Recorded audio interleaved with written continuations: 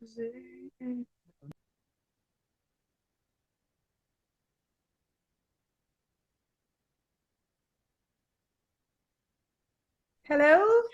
Hey Georgette, how you doing? Can you hear me okay?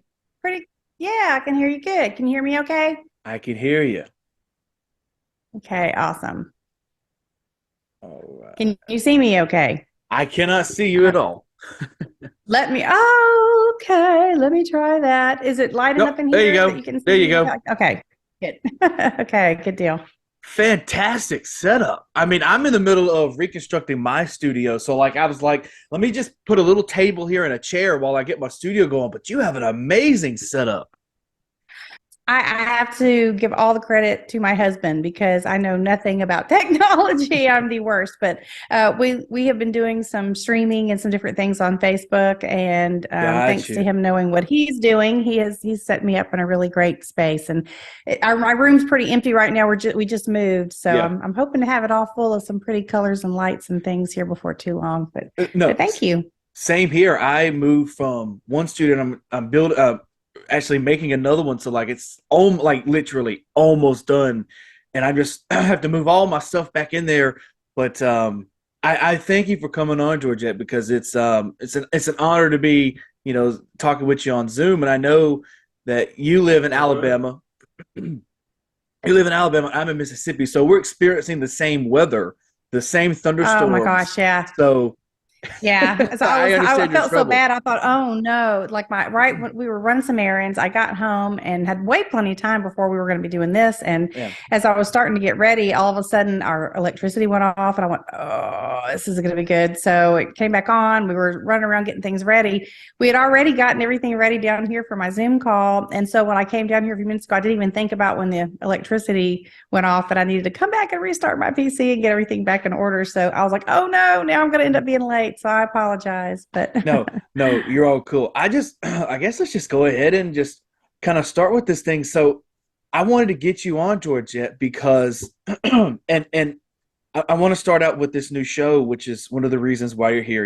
You're promoting this show, which is George and Tammy, which is exclusively on Showtime. And I'll be honest with you, in my own opinion, it's one of the best shows I've seen in a long time. And I'll be completely honest and I'll be vulnerable here with you and with everybody listening. When I saw the first trailer a few months ago, and then I saw that Michael Shannon was playing George and Jessica Chastain was playing Tammy, I was like, because they're not my they're not my go-to people. But then I think the first episode came on after Yellowstone, or it came on after something that I was watching, and I was like, "Oh, I think I want to check that out." And it was literally shocking to me because I said, "Whoa!" Like Michael Shannon, congratulations! Like it was like an applause. I was like, "That was an amazing thing." Jessica Chastain was amazing, and I think honestly, Michael Shannon stole the show because he looked just like George Jones, which happens to be your father. I thought it was amazing. His vocals, like you can tell that he really, really studied and did his homework on George Jones and didn't just say, "Yes, I'm going to play him. Let's do it." yeah, I'll definitely agree with you that I mean, I was so excited and happy, way exceeded any of my expectations. I was leery in the very beginning of even doing such a project. So thankful that we talked it out and were able to do it. Abe Sylvia, such a wonderful writer, and all the people that were helping him with that too. But he just had such a vision, and he made me a couple of promises, things that were important to me, because as a consultant, I get to help them with information. I get to set them up with meetings with different family and artists and all of that. But at the end of the day, it's up to them to decide how they want to write it. And so I was very concerned. I didn't want it to go, some kind of a crazy Hollywood direction and not be accurate and truthful and real. And he really did such an amazing job doing that. So when they actually cast Jessica. Abe casted her based on his initial vision back in 2011 when my book came out, before they even spoke to me in Mm, 2013 about using the book or me being involved. And so I'd seen her Blonde, and of course The Help. I'd seen her in lots of other movies. I knew she was a great right. actress. But then once it really started coming together, when I saw some of the preliminary pictures of hair and makeup and costumes and when they were getting ready to start filming, and I thought, oh wow, like she just really does remind me so much of mom. She's tiny and petite like mom. Just she really, just all of that was coming together. So when they decided to cast Michael, I remember thinking, oh my gosh, he's like 10 foot tall. And like, like he's such a tall guy. And I wasn't really sure if I could see it. I knew he was a great actor. I'd seen him in several things that I loved him in. I thought he was a great actor. But I was worried at first about people accepting him, looking like dad. But to be honest, when I went to Wilmington to watch some of the filming with my sister, we went towards the end of the filming, and the first person that I saw walking from trailer to set was actually Michael Shannon, and he was just far enough away from me that it kind of took me off guard. He was dressed up as older dad, as my older dad. And the way they had him dressed, and as much as he had studied my dad's mannerisms, it was crazy watching him walk and do some of the things I know I've seen my dad do. It really, I broke down and just, immediately from seeing him, I just started crying because it just was a very emotional response to something that felt very mixed up in my head because he looked like my dad from far away. But I think both of them really did a lot of research and certainly were brave attempting to try to do vocals. And, Michael actually plays guitar and sings, which was an advantage for him. But I thought they did an amazing job. You mentioned seeing Michael Shannon as older. I'll say older George here, so people know who we're talking about. As your dad is an elderly man, and that was one of the scenes that kind of took me by surprise because it was like because I didn't know. Obviously, I'm watching it as a viewer, so I don't know the direction they're going to go. Like I don't know if they're going to show them older. I didn't know, and I was hoping they would. I was like, man, I wish they would show the George Jones that I know, person that I know is the older Jones, and I was like, I hope they do it. And they did in that last episode, and I said, holy crap, like that's amazing. They look just like him. And I think that would be just, I don't really have a favorite scene from the show, but I just think that in particular as Michael Shannon as the older George Jones is just, was a breathtaking thing to see, especially as a viewer of a fan, that they took the time and they took the time and courage to do that because I will say this, and I don't want to tell your story, and I don't want to take up all the time, but like your parents had a love story, like no other, I think. So I'm not going to say they had a love story like Johnny and June, but I'll say they had a love story like Elvis and Priscilla. They loved each other so much that they couldn't stay together. If that makes sense? Like they loved each other that much that it was like it was. I don't want to say it was flawed, that they just couldn't stand to be around each other. They loved them that much. And I think they were, both so passionate that I think sometimes, how like if you ever get angry at a family member versus getting angry at a stranger, do you know what I'm saying? Like right. A stranger, I think you don't have any expectations for. And you expect that strangers aren't necessarily always going to treat you kindly or to do things the way that you want them to. So I think that we sometimes tend to give more leeway for strangers than we do those that we love. It should probably be the opposite way around. But for some reason, I think when we love someone, if they do something that feels like a betrayal or that hurts our feelings or that seems, harsh or not supportive or whatever it might be, I think we take that to heart far more when someone that we care about does something versus someone who's a stranger, because you don't care about that. You know what I mean? You just don't. So I think that has a lot to do with it. I think their passion for each other, for music, for each other, their love was overwhelming at times and very frustrating for both of them trying to accomplish what they were trying to accomplish. My dad, I think, was so frustrated and angry at the music industry that he still wanted to make music, but he didn't want to be in Nashville. He just wanted to get away from it.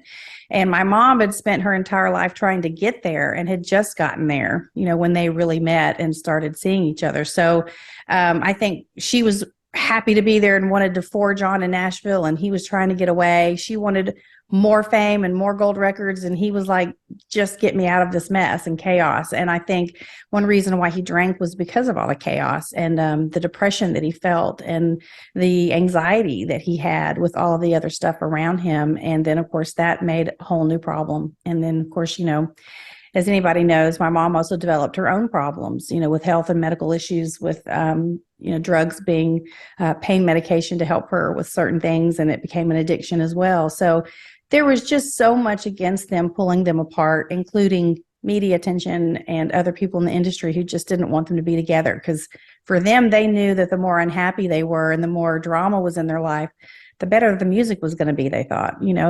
That's how they made so much music magic. They really lived the lyrics to their songs. A lot of people aren't like me, as in, like, because I'm a giant music nerd. I know a lot of stuff about music, especially country music, because that's what I grew up with. So a lot of times people will take like the biopics or stories that a certain person wants to tell, and they go, "Oh, that's the story. That's exactly how it happened." When in actuality, no, Right. Hollywood got involved, and they kind of twist and turned it different directions. But with George and Tammy, I feel, as much as that I've studied and done, papers on in the past, that they have most of the story correct, and I appreciated that, because I was like, wow, I see. I love that they told the story. Sure, did they add dramatic effects? Sure, but they kind of have to. It's a show, I understand, but it was like the story was pretty much on tier with being the truth. It really was, and that was something that was important to me before we even got started. I didn't want to see something dramatized in a way that I didn't even recognize anymore as my family. I wanted it to be truthful and honest. I wanted the good and the bad to be seen, because, to be honest, with everything our family has been through, there's hope out there that maybe this would be something that would help someone through their own addiction, or maybe it would help them with somebody else that they care about who has an addiction. Maybe there's some lesson in all of this that somebody can learn somewhere. But I didn't want to hide the truth, but I also didn't want them not to show how vulnerable and loving and loyal and genuine my parents were with each other and with other people. I mean, all of that was important, and I'm so glad that they were able to show it. There's always going to be people who are negative about certain things. This didn't happen exactly that way. I think we probably got 20 people all right off the bat saying, well, the opening scene, they showed Roy Acuff in a cowboy hat, and he didn't ever wear a cowboy hat. Of course, then you have people posting pictures of Roy early in his career wearing a cowboy hat. I mean, I think people sometimes focus on some of the little details and get upset when things aren't exactly how they've pictured things. But I will say that overall, they interviewed well over 100 people, family members, other artists, people in the industry that they worked with, lots of other artists themselves too, just so many people. And that way they could get an overall view and different stories from everyone. So when it comes right down to it, do we know the exact words that people said to each other at an exact moment in a private conversation? No, of course we don't. But we do know that these are stories that mom and dad have told other people, friends and coworkers, that we have the gist of what certain conversations were like. And thankfully, Abe and the other writers were so creative and amazing. They were able to make that sound powerful and great. But I will say the events did happen. Some things may have been a little out of sequence, trying to get everything in 6 episodes.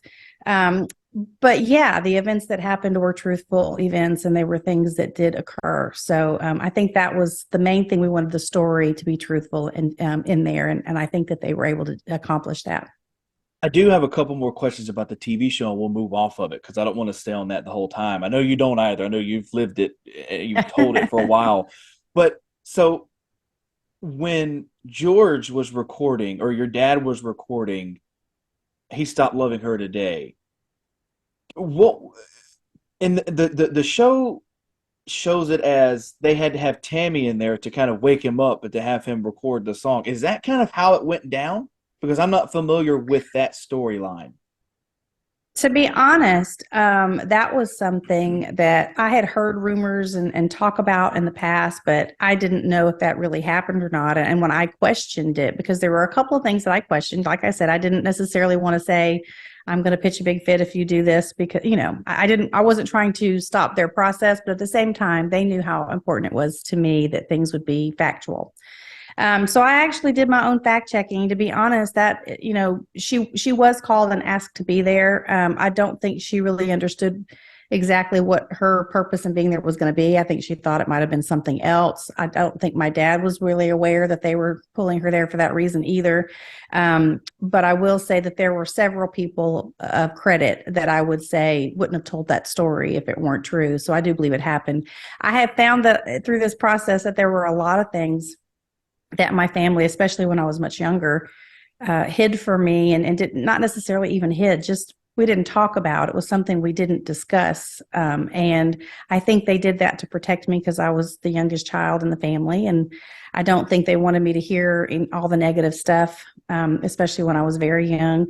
And so it wasn't until I was in my 20s and 30s that I started hearing other stories about my parents and my family and things that had happened. And I'm 52 years old now, and it amazes me that there was a lot of things until I started talking to other family members, even my sisters, that they're like, "Oh, you didn't know that?" I'm like, "No," and they're like, "Well, they're 9 and 10 and 6 years older than me, so I guess they thought they were trying to protect me when I was at such a young age when they divorced."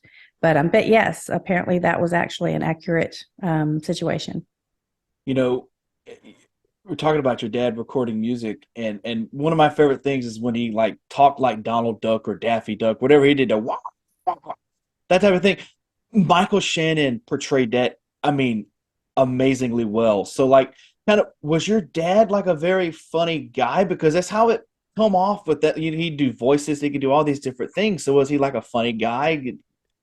How was He he? really was. Dad had a great sense of humor. And the thing is, like, you would think that he was shy and quiet if you didn't really know him well. Once you actually got to know him, he wasn't shy or quiet. Like, he was very talkative and he was very funny. And my children, that was one of the things they loved every time they'd visit their grandpa. They thought he was the funniest guy that they ever met just because he was hilarious. I mean, he would make up little songs here and there out of nothing driving down the road, or he would, point out something and make a joke about something. Of course, my kids thought it was awesome. But as far as the Donald Duck thing, he could make that voice. He could make other voices, and it started off simple and cute and just something funny. Unfortunately, there was a point in my dad's life where the drugs and alcohol were such a big part of his life that he spoke like the duck, or what he called the old man, for nearly a year. I mean, he rarely Wow. spoke in his own voice, other than when he was on stage performing. So he was seriously close to a mental break at that point. And I think it was, even though it may have started off as something funny and cute, it did turn into something quite serious. And I rarely heard him do that anymore when he finally got clean and sober, many years later. That wasn't anything that he ever really would do anymore. And I think it's because he realized at that time in his Right. life, it may have started as something innocent and cute and funny, but it did turn into something very scary, really, because he was just in such a bad place and such a bad state of mental health. Right.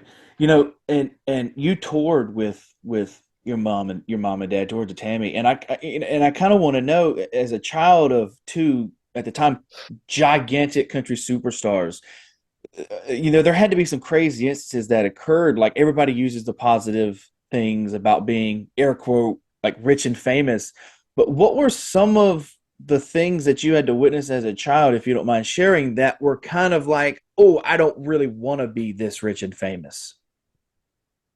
Oh, well, there were several things. One thing, there's a mild thing and then there's a major thing. I'll put it Okay. that way. Okay. On the milder side, um, especially as a child, I didn't understand it as much. When I got older, of course I did. And it's something that I learned to accept. But we would go places. For instance, mom was doing a show, for Dollywood once, many, many years ago. All of us kids were excited to get to go with her, because mom toured a lot. So she was gone from home a lot. And so we were looking forward to having some family time together because it wasn't that far away from home. So we all loaded up and went with mom on the bus to Dollywood. And there was a day that she had off in between shows. And so we were going to try to go do, putt golf, go eat, things like that. And unfortunately for us, we had a great day, but, mom didn't get to really enjoy any of it. 2 minutes into ordering food, she never even got to eat her food because there were so many people asking for autographs and pictures. And mom was just so grateful to all of her fans for being her fans. She would never, ever think of trying to turn anybody away. She was grateful that they would want her autograph and picture. So she would do that, of course. And then we left and went to a putt-putt golfing area, and she ended up having to leave and go back to the hotel because she's like, y'all aren't going to be able to even enjoy it because there were so many people there. We couldn't move from space to space to do it. So she went back to the hotel and let us do some other activities, during the day. So there was a lot of time where, unless we were home, it was hard for us to do ordinary things out and about as a family. And that's just a mild thing. But the worst part of those things, we'd had a lot of threats on, like, my grandparents. There were threats on me and my sister's lives. There were threats on my mom's life. People had broken into our house multiple times. There was a time where someone had broken in and wrote horrible obscenities on every glass, TV fronts, mirrors, windows. They flooded our home. They turned on every faucet and bathtub and sink in the entire house. Our house was flooded when we got home. We had gone bowling, like, as a family, and came home, and the house was flooded and torn apart. Someone set our house on fire once. Half of that, my mom's bedroom burned down, which I don't even remember. Apparently, I blacked it out. I was in that room when it caught fire. Mom had to get me out of the room. Terrible things like that, vandalism, and people that were just extreme fans, people who thought mom had hurt my dad. And so, like, this is what we were being told was happening. We were told that these things were happening by crazy fans. And, we didn't really know what to think. We had no idea why this would be happening. And, there were a lot of theories at the time. And, it just was a scary, scary time for all of us, especially being kids, because we had no idea why this was happening to our family. And none of that would have happened, I'm sure, had they had regular jobs. You know what I mean? If they had been just doing what everybody else did, we wouldn't have been in the limelight for that to happen. But people are motivated to do the most bizarre, crazy, horrible things, and we don't always know why they do them. I heard a rule once, and I've stuck with this rule my entire life about meeting celebrities. If they're eating or with their family, you're not allowed to go up and talk to them. It's a respect thing, because they have money, and they have somewhat of power more than you, but they're still just as human. They all bleed red. Some of them can't dance. Some of them, they're the same that you are. Absolutely. They just have more money and they have more success than said person. But and I find it hard for people that when they go, why don't just celebrities go out and they just put on a disguise? And I go, well, that makes them 10 times more vulnerable, because they're like, oh, look, who's that person trying to hide? Right. So, but growing up with these famous, did you find it hard to share your parents with the world? Because I know you toured with them for a while. Was a background singer. Was it hard to share them as a young child that didn't understand what they were doing? I will say, as a kid, it's so much different now that I'm a grown up and I'm a parent Right. now myself. So it's so much different when you can look through those eyes instead of the eyes of someone who doesn't understand any of that.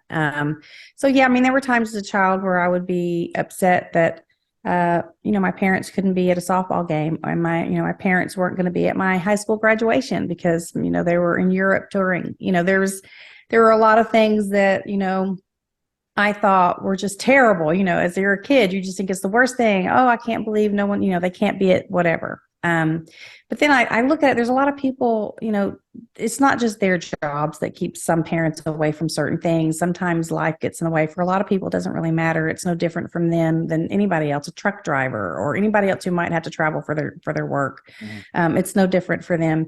But as I got older, and I realized that, like, my mom wrote a song called Dear Daughter. So if you've never heard it, it's a beautiful song. And she would do a very special medley on her show that was in honor of us kids.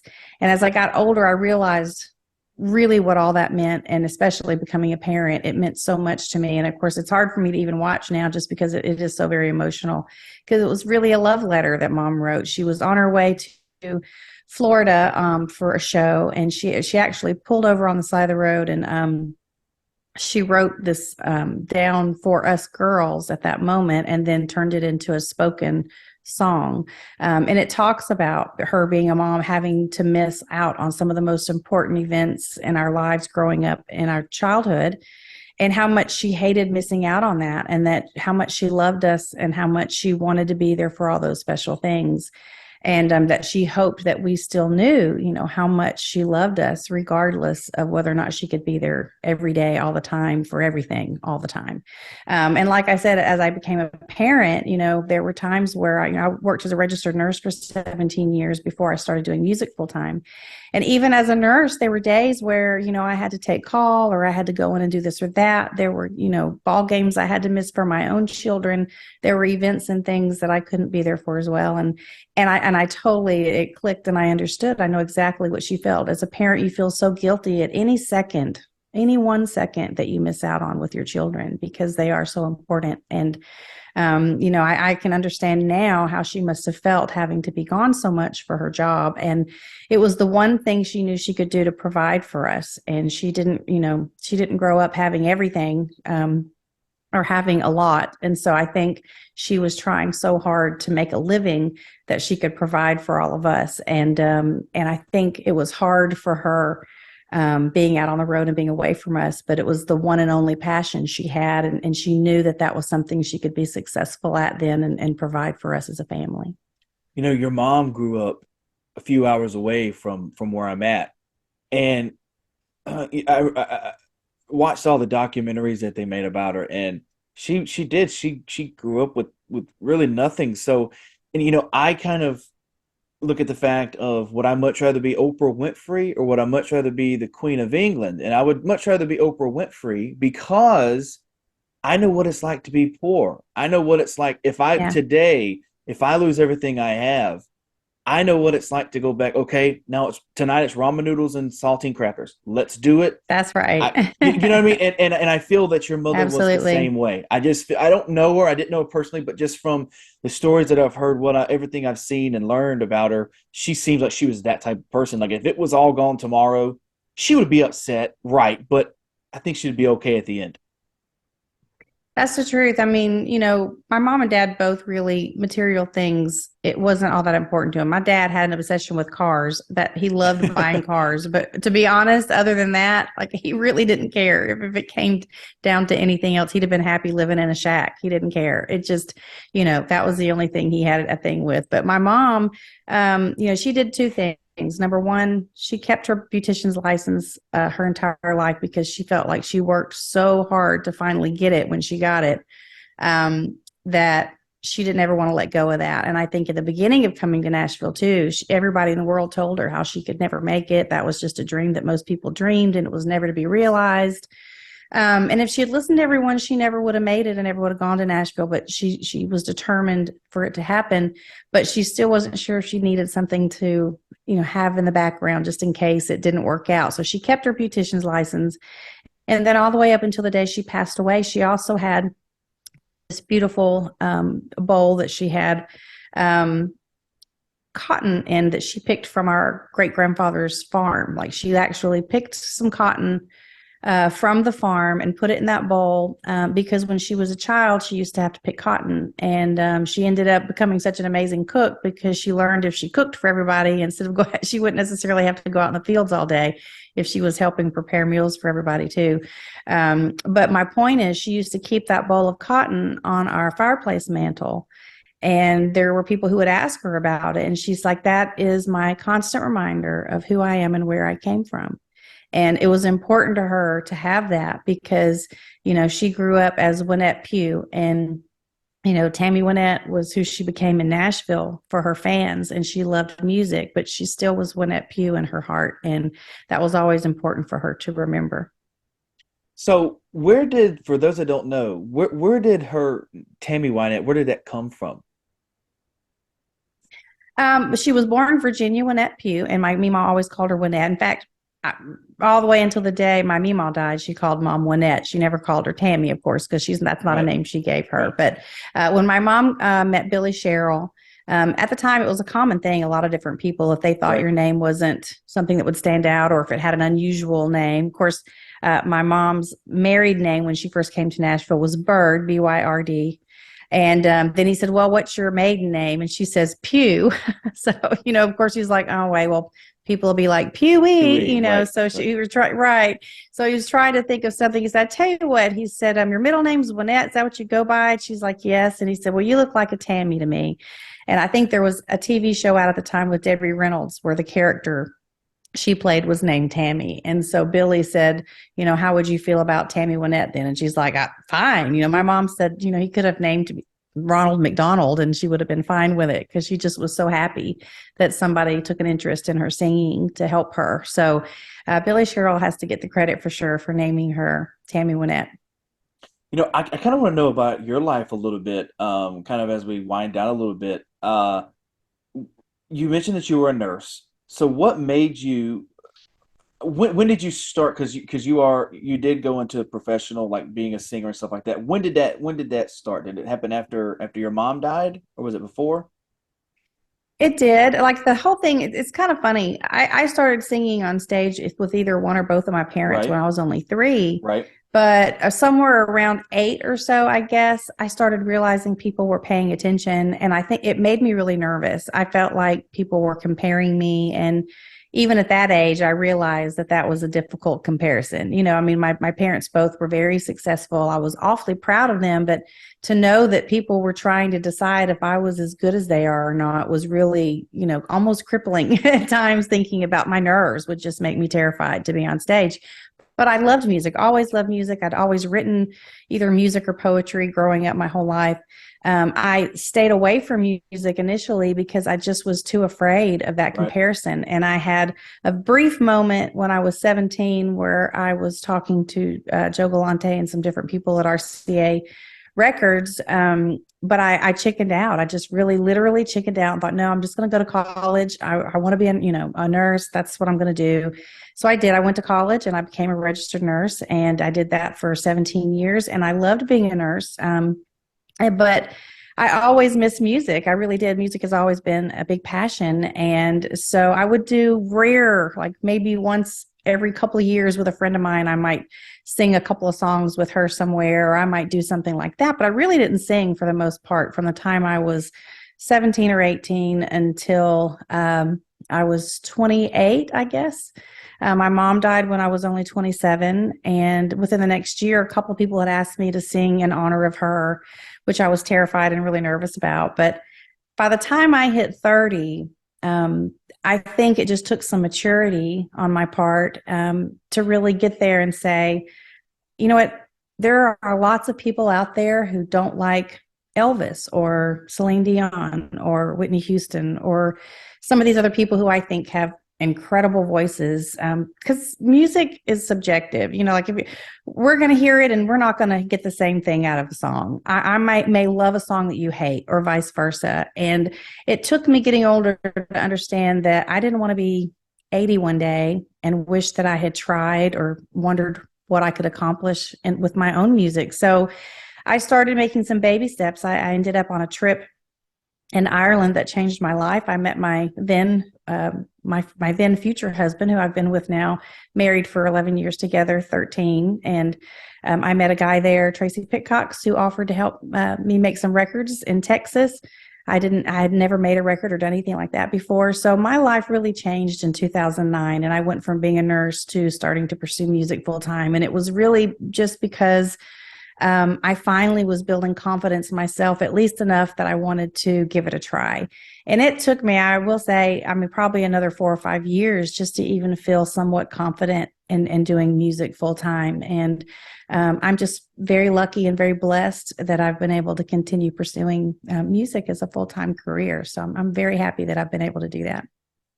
What was what was your dad's thought on Dad, I want to be a singer? Like after once you finally come to the terms of it, 2008, 2009, you were like, I want to do it. Was he like, do not do it. Don't go to that idea because you've seen it, you know? It's really is the truth. It's so funny because my dad was kind of a double-edged sword for him.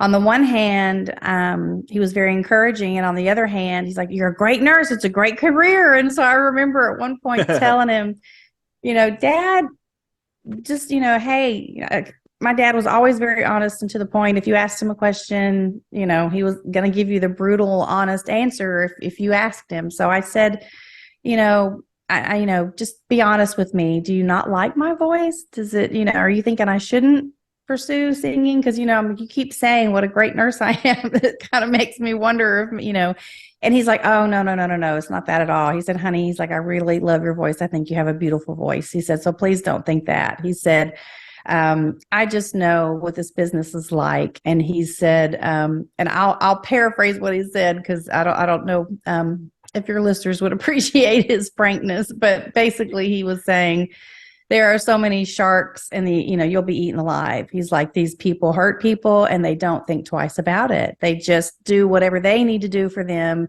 and they don't care who they hurt in the process. And he said, so I just don't want to see that happen to you. So that's what he was trying to say. He's like, I'm not trying to discourage you from, he said, and I know if you're anything like me, once you have something that makes you feel passionate about it, you're not going to, you know, give it up anyway. He's like, but I just want you to be aware that he said, there's very few people in this business that are worth doing business with, because it's, you know, it's a crazy, difficult business. And if anyone to know, he would know. I mean, he was in the business till the Yeah. day, you know, he was in the business till the day he died. So he was still Yes. singing the day, you know, on the days he died. So it was, Absolutely. you know, it's crazy to see. But so I kind of have two follow-up questions, and they're going to be, I don't want to say a double-edged sword, but so when you do all these interviews, these podcasts, whatever you want to call them, you do all these, what is the one question that you know, or topic that you know someone is going to ask or ask you to talk about? Well, it's really kind of funny because you're the first person who hasn't really specifically asked it. Like I can almost always guarantee one of the first questions people are going to ask is, what was it like growing up with your mom and dad? And see, for me, it's always such a difficult question to answer because we don't have any other point of reference. Like when we grew up in our home, this was mom and dad, you know, Right. and Johnny Cash and Merle Haggard were their coworkers, you know, and the Ryman and the Opry was their business office. Like, do you know what I mean? Like, we didn't know that it was so unusual and that it was so amazing. We had no idea. There's so many things now I wish if I could go back as a kid and appreciate that moment for what it was and for the people that we met and the places that we've been, because it certainly was very special and extraordinary. We just had no idea until we got so much older, because they were always mom and dad, you know, and we still got punished if we didn't make good grades, or we still had, you know, to clean up our room and do chores and things, you know, so we didn't really see our lives as being so unusual and different until we were old enough to see it, really. You know, when it comes to people like you that grew up with I always kind of find it very ignorant for people to ask, what was it like growing up with these two? Well, they were mom and dad. They just happened to sing. Your dad's a construction worker and your mom's a nurse. Mine just happened to be two singers. I mean, there's nothing different. Exactly. I knew how to clean my room. I knew how to wash a dish. I knew how to pick up Right. after myself. I knew everything. It's back to the same as if they're still human. They're just human. They just Right. happen to have more. I mean, let's put down the point. They just happen to have more money than a lot of people. That's all it comes down to. Really. Exactly. So the second part to that would be, what's one question or one topic that you never get asked to talk about, and you're just like, man, I just wish this person would ask me about this?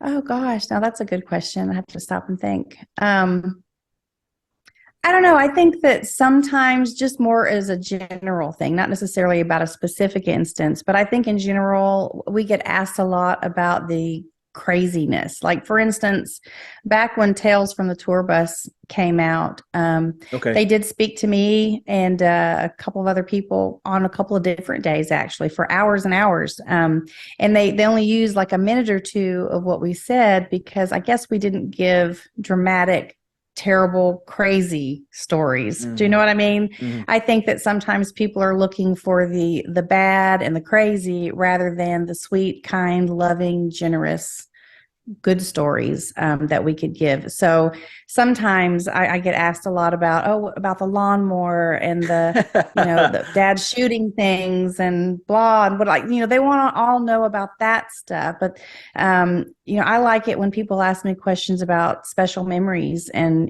things that mattered just as them being my parents and things that were special to me growing up. And because I like for people to know, like what you've said, and we've kind of had this theme, which makes me very happy. They were human beings, and our family is just as ordinary as anybody else's. I mean, honestly, we are just ordinary. And the only thing about anything that makes it extraordinary or different is the fact that they were very good at what they did for a living, and they loved what they did so much, and that got them attention. But otherwise, we are all like everybody else. We all have our good days, bad days, good things that happen to us, bad things that happen to us. We all struggle with our own problems within our family and within our own lives.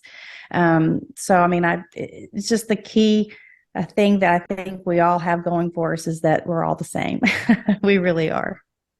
Now, with the way I do these, I don't have any pre-written questions. I just kind of go in here with knowledge and just kind of bounce off what you say. And if at any time that I say anything that you don't like, you don't never have to answer anything, and you can tell me that you were offended. You're not going to hurt my feelings at all. But I do, and I say that to say that I do want to get personal on one little thing that I was like, I don't remember that ever happening or her ever talking about it. So if you don't feel comfortable, you can just say I'm not comfortable. We'll go off of it. On the end of George and Tammy, where they're going, what happened after the life and stuff, like where they go with the words at the very end, it mentioned that when your mother had written her will, that her husband at the time, like that will was never seen. How did that play out? If you feel comfortable answering, because I'm very curious myself. In fact, would love to be able to have this conversation and tell you all the details. Absolutely. However, legally speaking, right. Because of an agreement that was made a few years ago, I'm not allowed to discuss George Ritchie or his family after my mom. So I apologize for not being able to answer it.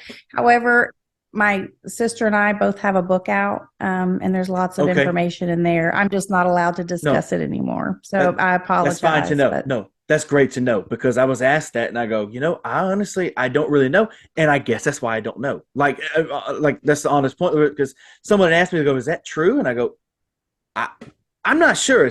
I would ask. And now that I've asked, now that we know, that's probably why we don't know.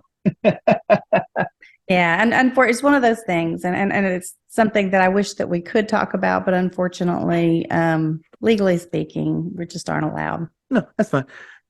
So when you're doing, I want to go back to George and Tammy, and then we'll call it quits here, because I know you got to go. Was this supposed to be a movie? Like, how was this coming about? Was it, did they want to make a movie and then it turned to a show? Or, because for me, like, I'll give an example. Last year, my favorite movie of all time was the Elvis movie of last year, because I was like, oh, it's perfect. Right. It's great. Austin Butler did an amazing job. But then I was like, people were complaining because, it was only 2.5 hours. But then I was like, they could have taken this movie and they could have done what they did with George and Tammy. They could have. Right. I wish they would have. And I'm so glad that they did this with this instead of making it like Walk the Line, because you can't get somebody's story straight in 2 hours. You can't even get somebody's story straight in 6 hours, because these were hour-long episodes. There were 6 or 7 of them. So you can't do any of that, but it's great to have, you can play with 6 to 7 instead of 2. So absolutely. And to be honest, they actually pitched this as a 5-season series because there was so much information. He said, he's like, to be honest, he said, I probably could have written 10. He said, you've got not one, but 2 people who there was plenty of backstory for the 2 of them that they could have started with and worked their way up to their meeting, and then through this. And then again, with all the things that happened even after they were apart, up to the point of both of them when they passed away. So there was lots of stuff that they could have said and talked about. We could have gotten way more in depth. But I think that there had been a couple of biopics that had been made in the last, well, I'll say decade probably, that didn't do as well as like Walk the Line and some of the others. And so I think it had made people really leery about doing multiple seasons. In fact, I've had so many people ask, oh, please, is there going to be another season? And I'm like, I wish we could have done more seasons. We really, really were hoping for that. But I think there's probably some people kicking themselves somewhere that realize now country fans are the most loyal and wonderful fans that there are. They really are. When they love you and care about you, they will follow you. And this is such an example. My parents have been gone for years now, and they still have so many fans that are on multiple pages on social media talking about them, sharing their music. And then this comes out, and they were so supportive, and we're so grateful to all of them for that. But the other part of that is, I think up until recently, TV shows were looked at as, oh, well, if you're a serious actor or actress, you do movies and you don't do Right. TV. TV's for Right. people who are like B level. They're not for the big superstars who know really, really, what they're doing with their big careers. But that went away, luckily, with the development of things like Netflix and all the other streaming services, like, Showtime and HBO developing original shows, and so many people being very successful with that and having large, big names on a lot of these shows, series, and movies. So I think it's become more okay for all of that to happen. And I'm just so grateful. Originally, it was going to be Jessica and Josh Brolin in a movie. And although I do think Josh Brolin would have done an incredible job playing my dad, I'm sure that he would have. But when this became a TV series, I think because of the timing, he was already obligated to other things that he wasn't any longer going to be able to stay with it. He did remain as a producer. I saw that. But I saw that. Right. But he wasn't able to continue on. And that's when they hired Michael Shannon. So to be honest, even though I know he was originally slated to play my dad, I think Michael did a fantastic job. And I also think that 6 hours is far better than 2. And I don't know that we would have been able to tell as much of their story and really relay some of that we did, some of that content we got in, if we didn't have that much time to do it. So I'm very grateful. I'll take it a step further. I don't think you would have been able to tell the story as truthful with the movie. I believe you. Yeah, I agree with you on that. Because it's like for example, like that Johnny Cash, it was like 25% true, and the rest of it was like, what are we doing here? And it's and it's crazy to think that like you said, like actors now, big, like Kevin Hart, he just did a TV show, and it's like now these miniseries are ginormous, and some of them are bigger than movies. So I want to know, do you know how good, like on the rating scale, did George and Tammy did, if you do have that information? Because I'm not sure how those work. The one bit of information I do have for sure, so I'm so proud and grateful for. After the first episode debuted, we had messages the next day that made us all very happy and excited, saying that in all of Showtime's history, which was nearly 50 years, it was the largest viewed premiere of any show Showtime had ever had. So in almost 50 years, it ended up being the most watched and seen premiere of any show they ever had. So that just was beyond exciting for us that many people watched. I bet those guys at Showtime are kicking themselves. Man, we could have done this 3 damn seasons. Yeah. I know. Who knows? I keep thinking, everybody keep pushing, saying you want more. Who knows? Maybe we can get some prequel stuff or some other things done later down the road. Who knows? Maybe we can just push it till they say, hey, maybe y'all could create a little bit more. I would love nothing more than for that to happen. But one last question for you, and we'll end it here. If you could keep one memory, what would that memory be? Oh my goodness. Oh my goodness. There was a moment when my dad did this TV show with HBO, actually. I think I was 11 years old. We had recorded Daddy Come Home when I was 10 years old. Mm-hmm.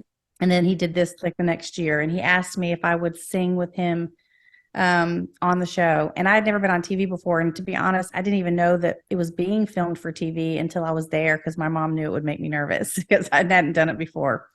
And it did. I was like, you could, if you ever watch the video for Daddy Come Home, I am a deer in the headlights. I'm just staring aimlessly, and the sweetest moment. My dad was, I'm looking back on it now, I realized at the time I didn't know because I was just so scared. He's holding my hand and trying to kiss my forehead and trying everything he can think of to make me feel comfortable and calm. And then there was a moment where afterwards where he and my mom and I were talking on the side of the stage, and they were both giving me a hug and talking to me and telling me how proud they were for me. And it was just such a wonderful moment. As a kid, I know it sounds ridiculous and silly. Most people have their parents tell them nice things all the time, and not that mine didn't. They did. They told me lots of wonderful things, but I never got to have them together, really. They divorced when I was only 4, and to really have that time with them where it almost felt like for a moment that they were still together. Do you know what I mean? And I was just in my little happy pocket for, a half hour or so with them side stage, and it was just a really nice time that we had together. And I'll always think about that a lot.